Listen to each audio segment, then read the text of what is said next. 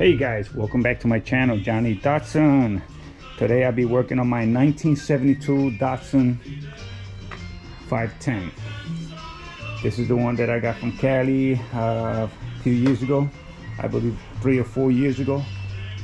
And I had it sitting for a little while. I've been playing with my other toys, as you guys know me, you know, always messing up with these cars. So finally I'm gonna get my hands into this. Hopefully, at least I want to have just the paint on here, paint it completely, do a little bit of mechanic work on it, like brake shoes and the whole kit and everything, clean it out, paint it under, top, floors, everything, and just have it ready for, like, I guess for next year, because as you guys know, I have too many other projects that I'm working on.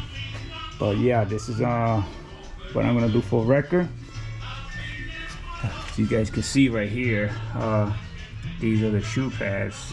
I'm gonna have to take all this apart. All this, it's gonna have to be all replaced brand new. Also the drums, I'm gonna get them brand new. You could buy a whole kit, it's not that expensive. And clean up the rear end, strip all this down here also. Again, this is my second wagon that I have. I have the first one, the white one over there. This one's gonna be another color that I'm gonna be doing. The original color was green. It's like that vintage mint green, but I'm gonna go with my own color. I'm gonna go different taste on this. But before I do that, I have to clean everything out and replace a lot of parts on this. Again, the time came for this one, so hopefully I can get some stuff done around this one. So here you go. For the record, gonna need all that, replace all new. It's gonna need a lot of work. I got all the parts for it. I got the gas tank and everything, got all the rubbers, I got the paint, I got everything for this. So the idea is to start working and get it done. Here you go,